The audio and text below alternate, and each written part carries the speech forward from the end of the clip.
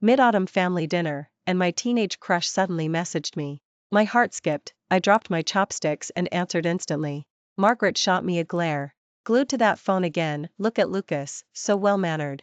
My husband, Lucas, was precisely at that moment plucking the choicest pieces onto the elders' plates.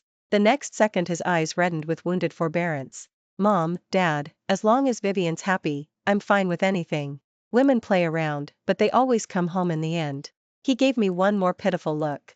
It's all my fault. Vivian, don't be angry, I'll go home and kneel on durian fruit if you want. Let's just enjoy this reunion dinner with our parents first. Richard patted his shoulder in heartfelt sympathy. Margaret's glare could have minced me into dumpling filling. You actually make him kneel on durian? Me, framed again, you little, contract marriage, my foot, you're acting like you're gunning for an Oscar. Before we go on, subscribe to this channel and comment where you're listening from. I've detested Lucas since childhood. One afternoon we sneaked off to raid a bird's nest high in a tree. I slipped and scraped half my knee raw. His jade-carved face streaked with 2 perfect tear tracks. He sobbed, it's my fault for not stopping Vivian in time. Punish me instead, I didn't protect her. Ha! Didn't stop me? You were the one cheering the loudest when I climbed. Margaret cooed over him, then spun back to scold me properly. At Ravenwood he handed over the report card that had Lucas ranked first, yet lamented to my mother, Aunt, don't blame Vivian. If she hadn't been distracted by all those boys' love letters, her grades wouldn't have dropped.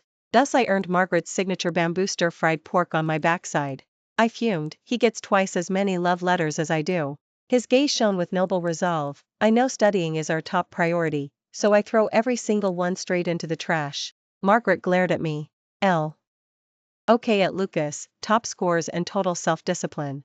Learn from him. I ground my teeth in secret hatred. Unlike my gentle, scholarly teenage crush, Julian, who had always been the soft-spoken Prince Charming type, he'd completely captivated me. But youthful crushes usually evaporate before they begin. When marriageable age arrived, my lifelong frenemy Lucas cornered me, looking awkward. Vivian, your parents hound you too, huh? Let's give it a shot, just us two. I blinked. Give what a shot? He swallowed, then lifted his chin. Don't get smug. I'm just sick of the nagging, one spouse is as good as another, might as well be you. The look on his face made me want to slug him. I drawled, oh? You expect me to shack up with a psycho like you? What's in it for me? His expression soured, he muttered, because I'm cheap, okay? Begging you to settle. Then he cleared his throat. Benefits, naturally, $10 million dowry, and full share of the profits from the joint Hawthorne-Sterling project goes to you. My eyes lit up. He added, catch, no adultery during the marriage, bad for the company image. Whoever cheats gets nothing, 0, walks away penniless. I signed. Because I knew Lucas also nursed a secret, obsessive crush on his own white moonlight. To him I was just theater to appease the parents. If someone was going to cheat and lose everything, it would obviously be him. We quietly inked an ironclad prenup. Everything else proceeded on schedule. Beneath our relatives' teasing and sighs we embarked on married life. He raked in money, I raked in his money to spend. Weekdays we each tended our empires, weekends we performed for the parents. The instant we reached my family house he morphed into the filial son-in-law incarnate, left hand gold and gems, right hand antiques and scrolls, a sincere mom, dad every other breath. Face glowing with devotion he toasted my father, Dad, as long as Vivian's happy I'll do anything. You do squat, go screw around Aurea. I jeered in my head. Acting? Bring it on. So at Eleanor's dinner table I copied the playbook, piling food onto every plate like a paragon of wifely virtue. My in-laws beamed, daughters are so thoughtful, they declared. After dessert Eleanor ushered me into her bedroom and informed me she was transferring a jewelry boutique into my name, pick whatever sparkles I fancy. I rejoiced inside, but on the surface protested in shock. Mom, it's the least I can do, you've already given me so much. Eleanor waved it off. Silly child, we're one family, everything will be yours eventually. Take it. Then her tone shifted, the moment you give us grandchildren, we'll hand over 20% of Hawthorne equity. I shed timely, grateful tears. Mom, you're too kind. I'm ready anytime, it's just. She blinked. Just what? I battled hysterical laughter, stammering, it's Lucas, ahem, he's not very capable, down there. At? Eleanor sprang up, pacing the carpet, shaking her head. How can that be? I seized her hands, whimpered, don't worry, Mom, we'll keep trying. Pity and fondness flooded her eyes. With a grand sweep she signed over a penthouse condo for my rental income as well. So this is why girls play green tea, so sweet, so lucrative. And sabotaging Lucas feels insanely good. Loaded with booty and good cheer, I rode home with my dear husband. He glanced sideways, a faint smirk tugging at his lips. Pretty solid investment, huh? I giggled. No losses. Money to burn and zero bedroom duties. Sudden chill beside me, Lucas's expression dark, unreadable. You do realize a wife has certain obligations? I patted his shoulder breezily. Sure, you've got decent looks, but I've got loftier ambitions. Relax, I'll never force you into anything unspeakable. For once his perfect mask cracked, he bit back words and fell silent. I was savoring the hairline fractures when my phone pinged. A WhatsApp friend request, my long-ago teenage crush, Julian. Heart fluttering. I accepted and whispered a quick hi, then shoved the phone away and stared out the window. I didn't notice Lucas's sudden pallor, or the knuckles he clenched white against his thigh. Purely on looks, Julian lags half a step behind Lucas. But Julian treats people with genuine warmth. Compared with Lucas's bellyful of schemes, he's far more lovable. When girls slipped love letters to each of them, Julian refused with graceful tact, whereas Lucas answered only with icy dismissal. Your lovesick brain is so mushy even a dog would avoid it. An empty head's fine, just don't let water leak in. My best friend Bella sobbed into my shoulder. Viv, Lucas is toxic. One lick of his own lips would poison him. I tried to confess my feelings face to face, and he asked if I was addicted to sunflower seeds because I kept stammering. Then he said my top priority should be upgrading my IQ. Wah. I rubbed her back, fuming. He's always been like that, razor tongue, razor heart. I warned you not to fall for the packaging. Bella lifted her tear-swollen eyes. He's so gorgeous, haven't you ever felt a spark? I snorted. I've known since kindergarten that the man's sly, treacherous, and honey-tongued. How could I like that type? Give me someone like Julian. A prickle shot down my spine, someone was staring. I spun around. A tall figure was jogging away, leaving only a basketball bouncing on the asphalt. It was the day our class played Lucas's class in the annual Ravenwood tournament. Lucas was merciless, precise, ruthless, leading his team to trounce ours. Julian, in particular, was shut out, 0 points. Students buzzed around us. Why is Lucas going so hard today? Shoo, heard he got rejected when he confessed this morning. He's turning heartbreak into horsepower. Wait, what? Lucas confessed, and got turned down? Insider info, 100% legit. So Lucas wasn't made of ice after all, he had someone he liked. I couldn't fall behind, I needed a crush of my own. Julian, then. Not quite love, but definitely not dislike. After that, every girl in our circle was convinced I had a secret crush on Julian and teased us relentlessly. We never dated, but he became my teenage crush all the same. Years later he added me on WhatsApp, unexpected, to say the least. Vivian, long time no see. So happy I found you again. How have you been? I answered politely. We small talked about life lately. I was exhausted, tossed the phone aside, and fell asleep. Because my marriage to Lucas was contractual, we'd always slept in separate rooms. But that night, half dreaming, I sensed someone slip into my bedroom. He knelt beside the bed, devouring every inch of my face with greedy, anguished eyes. Then he pressed his thumb to my phone's biometric safe. A trembling, hoarse whisper, raw with restraint, I can't own your heart or your body. I thought at least I could claim the title. But now some vermin's bouncing around again. I can't blame you, this isn't cheating. Even if your heart wanders, I'm still your lawful husband. And as for that homewrecker lurking in the dark, I'll crush him without mercy. The voice cracked, soaked in sorrow. When I woke, sunlight already flooded the room. Probably just a dream. A very strange dream. Mid-Autumn Festival arrived in a blink. Lucas showed up at my parents' place again, arms full of luxury gift boxes. Mom and Dad beamed. Mid-meal, Julian texted, Vivian, are you free over the break? Something important, need to tell you in person. My heart lurched, I set my chopsticks down to reply. Lucas went full green tea mode, driving my parents to think I'd committed a capital crime. Fine. Tea for tea. I pitched my voice sweet and breathy, honey, what are you saying? I'm only answering a message. Stop jumping to jealousy. His gaze darkened. Oh? Then we'll continue this discussion at home, wife. We paid hurried farewells. He clamped an arm around my waist and half carried me to the Rolls-Royce, stuffing me into the passenger seat. 2 strides later he slammed the driver's door and the car shot forward like an arrow loosed, just like the husband about to snap.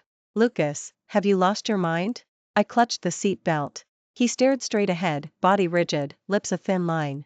At the waterfront mansion he braked savagely, yanked me from the car, and steered me inside with an iron grip on my shoulders. Only then did I realize brute strength leaves me zero room to fight. I was pinned against the bedroom door. Lucas exhaled, a low, frayed sound, as the last thread of control snapped. One hand manacled both my wrists above my head. The pose screamed intimacy. I whimpered involuntarily. His body jolted, checked itself, he even eased a half step back, though his breath still scorched my ear, forcing my head aside. Let go, Lucas. Paranoid, feverish words spilled out. I'm so damn tired of always being the one who lets go. Why am I such a masochist? Yet I can't help hoping. Why, after all this time, does one crook of his finger pull you in, while I'm the husband stamped on your marriage certificate? Possession surged black in his eyes. I'd never seen Lucas unraveled, cold, cunning, roguish, yes, but never this unhinged. From his rant I gathered he knew Julian had contacted me. Nothing terrifies a man like that particular hat, even in a contract marriage. I swear you're wrong. Julian and I are nothing, haven't even met. And for your money alone I'd never cheat. We would meet soon, but technically I wasn't lying. He laughed, bleak. At least you're honest. Makes me feel like some desperate sugar stud. Hell, I'd settle for being a hookup. He released me, stalked into the bathroom, and slammed the door. I didn't quite grasp his last line. I touched my burning cheek and willed the flutter in my chest to settle. Clearly Lucas had roped me into another of his morality theatrics. Not happening. He claimed he was perpetually single, yet the internet constantly paired him with starlet. I reached out to the actress trending highest in those couple photos. She played along beautifully. I casually leaked Lucas's upcoming schedule, and the next day a shot of them holding hands hit trending. I dropped the link into the Hawthorne family WhatsApp group. 1 minute later I unsent it. Oops, wrong chat. Predictably, my mother-in-law called before I'd even closed the front door. I flick on the lights and accept the call from my mother-in-law, then boldly switch to speaker. Her anxious voice bursts out, Vivian, we saw what you posted, it's all nonsense, don't take it to heart. I swallow a choked sob. Mom, don't worry. It can't be true. I can't believe all these years were a mistake. Eleanor snaps, I've been calling the little brat nonstop and he won't pick up. Vivian, this time I'll take your side for sure. That stinky boy can't perform in bed yet chases every skirt in sight, he's disgracing the whole family. Don't worry. Even if we disown our son, you stay our daughter-in-law. No outsider will ever set foot in this house. 10% of Hawthorne equity will be transferred to you tomorrow. I'm moved to tears. The marriage may be fake, but my family's care is real. I let the tears fall. Mom, thank you. Even if Lucas and I divorce, I'll always treat you as my mother. And about Lucas's, performance, that was unexpected. Please keep it secret. If Lucas ever hears that, I'm doomed. I hang up, feeling wonderfully light. Smearing Lucas's reputation felt amazing. Who exactly is the teenage crush he still carries a torch for? After so many PR explosions he's never reacted, could it really be that actress? The thought leaves me oddly unsettled. Suddenly a soft laugh drifts from behind, nice performance on the call. So short, though, I hadn't finished eavesdropping. Now I know what people mean when every hair on their body stands on end. I turn like a rusty robot. In the far corner of the living room, half-shadowed, sits a man. His head is low. Aired, the gloom swallows most of his face, leaving only the corner of his mouth curved in mocking amusement. At this instant he looks like a judge from the underworld. A shiver rattles me. I force a laugh. So you were home? Why sit in the corner? With a cold snort he rises slowly, smoothing an imaginary wrinkle from his sleeve. If I didn't sit in the corner, how could I overhear such an entertaining conversation? What do you say, my dear wife? And what exactly did you mean about that department of mine? Care to clarify? He steps toward me. Instinctively I want to back away. I curse myself, why flinch? The scandal's about him, not me. So I lift my chin. Why don't you explain today's trending shot of you and that beauty? Doesn't that count as cheating? He pauses, his expression softens just a fraction. Vivian, are you jealous? Before, when people paired me off with others, I ignored it, partly because I didn't care, partly because it saved advertising fees for Hawthorne products. Win-win, right? But now I'm married. Letting it happen again was wrong, and I apologize. However, the smirk returns. You, of all people, should know exactly how today's misleading photo came about, shouldn't you? Cold sweat trickles down my spine. I can only bluff. I don't know. I'm still waiting for your explanation. He says nothing, simply sends me a picture, a screenshot of my assistant texting the actress. Then he drops a video into the family WhatsApp group. It's CCTV footage showing precisely how the handhold illusion was staged. I'm speechless. Wild horses of panic gallop through my mind. Will Eleanor still transfer those 10% of Hawthorne shares? He studies me, craftiness flickering in eyes now layered with an emotion I can't read. Vivian, I'll interpret this as jealousy, a little stunt to eliminate future trouble. Honestly, I don't hate it, I'm even a bit pleased. I've finished explaining. Your turn. I blink. My turn? Like a panther. He leans in. Wife, my precious, I hear I'm lacking in a certain department? You've tested the equipment before making that statement, have you? Prey registers predators. I spin to flee. Long arms hook me back and bundle me against him. Only then do I notice how burning hot he is, steam rising off him. For some reason he has a folded umbrella in his pocket, it digs into my hip. He holds me a long while, scorching breath tickling my neck. I squirm and whimper. The umbrella digs harder. He lowers his head, his voice shakes, low and fierce. Vivian, kiss me, now, immediately. Lucas is inches away, that face makes my cheeks flame. I obey instinct and lean in. When our lips meet, the taste is shockingly sweet, cool skin, no smoke, only fresh mint. Lucas's breath hitches, he freezes. Is he about to mock my kissing skills again? A Chinese woman never admits defeat. I shut my eyes and boldly slide my tongue for a light lick. His brain seems to detonate with a boom. Arms tightening, he deepens the kiss until we're both breathless. Foreheads pressed together, we're dotted with faint sweat. Somehow, still kissing, we stumble into the bedroom. The visuals are over the top. Turns out Lucas has hidden talents. I really wasted the merchandise before. Embarrassed, I mutter, about that friends with benefits idea you once mentioned, not impossible. We could add a clause to the contract, haha. Furious yet amused, he growls, Vivian, I'm your lawfully wedded husband, not a booty call option. I bat my lashes. Oh, we're not a normal couple, let's bloom together, you know what I mean. He rolls away, refusing to look at me. Then he rolls back, leaning on me like a giant cat.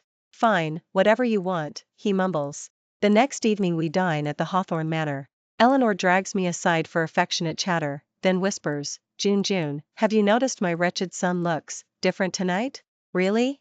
I don't see it. Absolutely. Every twitch of his face spells one phrase, he had the night of his life.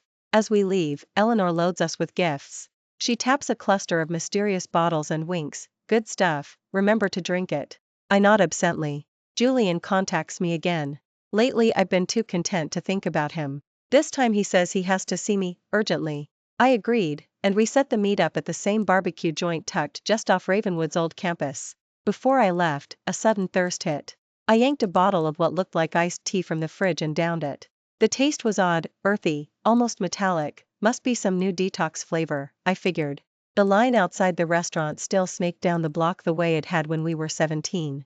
I spotted Julian the second I stepped out of my car. He'd already secured a table, then stationed himself at the entrance like a greeter, thumbs hooked in his pockets, smile polished but careful. He opened my door and blocked the upper frame with his hand so I wouldn't bump my head, an old-school courtesy that felt both foreign and comforting.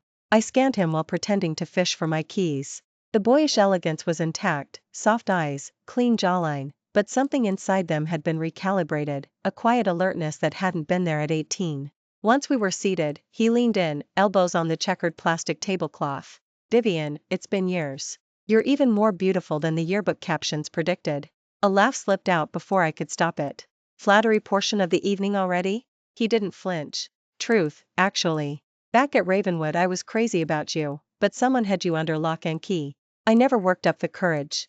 Regret's a boring story, yet here I am telling it.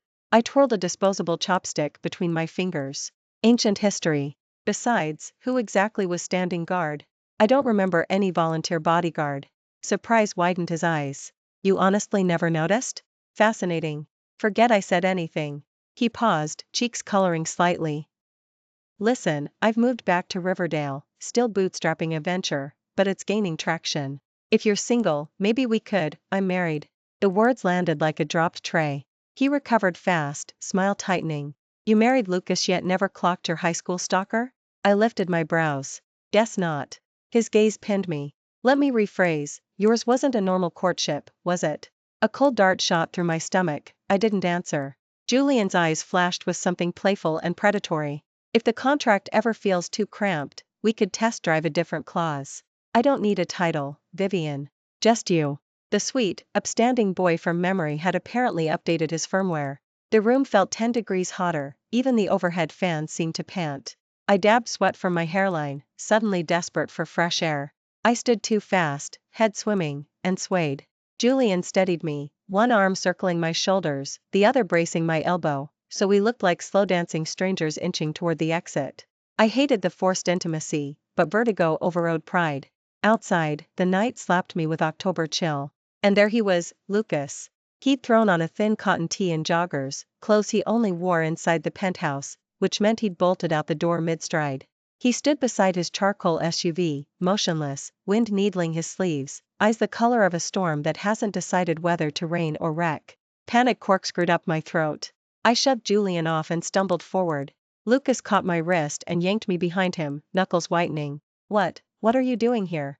My voice cracked. He finally looked at me, cold fury softening into a smile so sharp it could slice arteries. Picking up my perfectly behaved wife. Julian lifted an eyebrow, smirk glinting. Had I known Hawthorne enjoyed late-night skewers, I'd have requested a +1. Lucas's voice dropped to boardroom frost. My wife's palate is refined, thanks for giving her a palate cleanser of garbage. He shoved a hand into his pocket, intending to fish out keys, but instead a small red book flew out and slapped Julian's chest.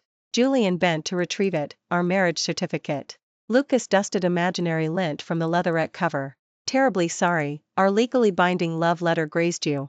Julian's complexion blanched to printer paper. He muttered a stiff goodbye and disappeared into the crowd. Lucas's attention swiveled back to me, grip vice-like around my wrist, pulse hammering through his fingers. Resentment and hurt wrestled behind his irises. He drove home like the highway owed him money, knuckles bloodless on the wheel. The second we cleared the elevator he had me pressed against the bedroom door, mouth hot against my throat. Gone was the practiced restraint, tonight he was raw voltage. Buttons scattered, silk tore. He charted a furious line of bites from my navel to my collarbone, pausing to graze bone with his teeth, a punishment that felt dangerously close to worship.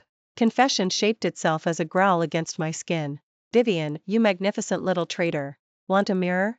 See what one lousy dinner does, eyes drunk, skin glowing. Did reminiscing really get you this wet? While you were letting him drape himself over you, I sat 2 blocks away convincing myself not to put my fist through his face.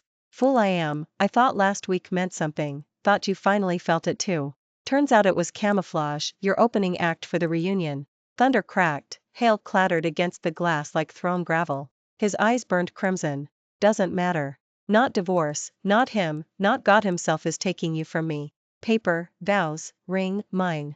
He kissed me like he planned to inhale my soul and file it under his name. A shiver detonated low in my belly, want coiling sharp and sudden. The bed became a battlefield of moans and storms, of hail ricocheting off panes while we ricocheted off each other, a night of annihilation. Anne and Genesis braided together. Morning arrived bleached and quiet. Lucas's side of the bed was cold, sheets had been swapped, quilt pulled tight. I padded downstairs, head muddy with revelation, the floorboards creaking under questions I'd never framed. Why had he charmed my parents into believing they'd birthed him? Why had he transferred equity like he was signing birthday cards? Why had every whim I voiced materialized before I finished the sentence? Friendship, courtesy, those words looked flimsy under the spotlight of facts. Lucas, my lifelong frenemy, might actually be in love with me? I laughed at the ceiling, the notion felt counterfeit. The boy who used to red pen my essays and steal my parking spot? Absurd. Halfway to the kitchen my peripheral vision snagged on yesterday's bottle, still sweating rings into the marble counter. The bottle didn't even have a label. I think I brought it back from my mother-in-law's the last time I visited. She'd even claimed it was some kind of miracle tonic. I called Eleanor. A conspiratorial giggle floated through the receiver. Did the two of you drink it? How was the effect? I had an apothecary brew that especially for you, virtually no taste, but it works wonders in the bedroom. Daughter-in-law darling, Mum takes care of you, doesn't she? Me, thank you so much. I wanted to ask Lucas exactly what I meant to him, but the words jammed in my throat. If I was overthinking, I'd look ridiculous. I thought it over, then post it on Instagram. All those crush-level feelings hide inside the words we swallow. The photo was one I'd snapped back at Ravenwood. I tagged Lucas, "If you like me, say it loud." I waited almost an hour, collecting double taps, until Lucas finally rang. His voice sounded muffled, nasal. "Vivian, if you're free tonight, let's meet. I need to tell you something." He named the restaurant where we'd hammered out our contract marriage. I cursed inwardly. Just confess at home, we're basically an old married couple. But I still spent the afternoon primping, determined to dazzle him dead. I arrived exactly on time and spotted him instantly. He looked a wreck, slouched, unshaven, faint purple crescents under his eyes. The table held all my favorite dishes, but no flowers, no candles, exactly like dining at home. Annoying. I sat, nerves skittering, and asked in a deliberately coy squeak, "Lucas, what did you want to say?" He gave a bitter laugh. "Yeah, I need to say it. Vivian, let's get divorced." I froze, certain I'd misheard. "Come again?" He rubbed his brow. I said, "Let's get divorced. I finally figured something out today. Clinging is just drawing a cage. You don't trap the other person, you trap yourself. My existence has already cost you too many years with him. I was wrong. I'm letting go." Fury shot straight to my skull. "Divorce? Just like that? Not if I don't agree. Having another episode, Lucas? Fine, explain how you've caged me, and who exactly is this him?" He flared, fighting to throttle the blaze in his eyes. "You really want me to spell it out, Vivian? You want me to stab myself in the heart? That nostalgic Instagram post, aren't you confessing to Julian?" He even double-tapped it. "You think I'm blind?" "No, you're not blind, I am. I hadn't noticed." He kept going, voice cracking. "Not only blind, stupid. I've loved you for years and you never saw." "Fine, I'll step aside. Take half of everything. Julian's startup has a cash hole, right? That half will more than plug it. Plus, the penthouse was already titled in your name, it's yours.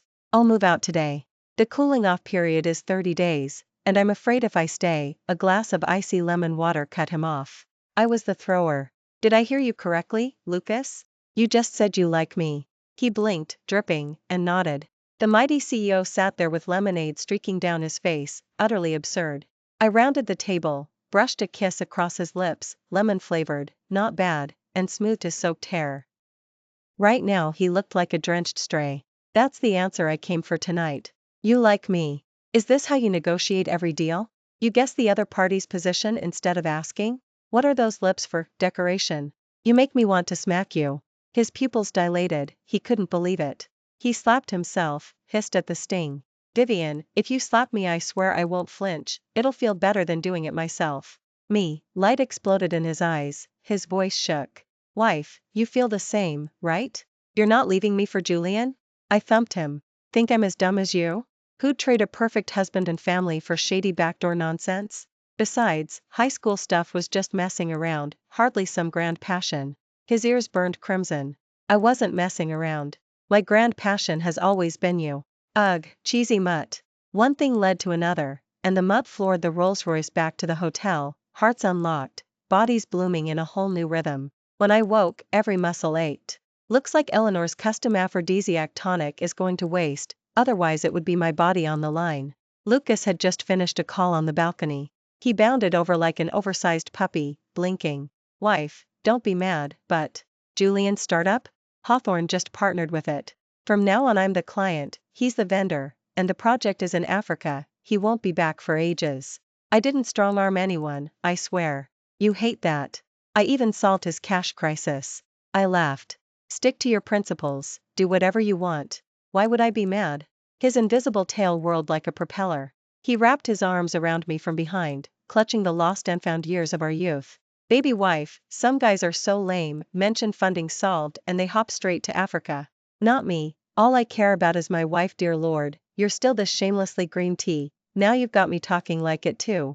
Thanks for listening to today's story. If you liked video, please double tap and share with friends. We can't wait to read your comments, and don't forget to subscribe to our channel for more juicy tales. See you next episode.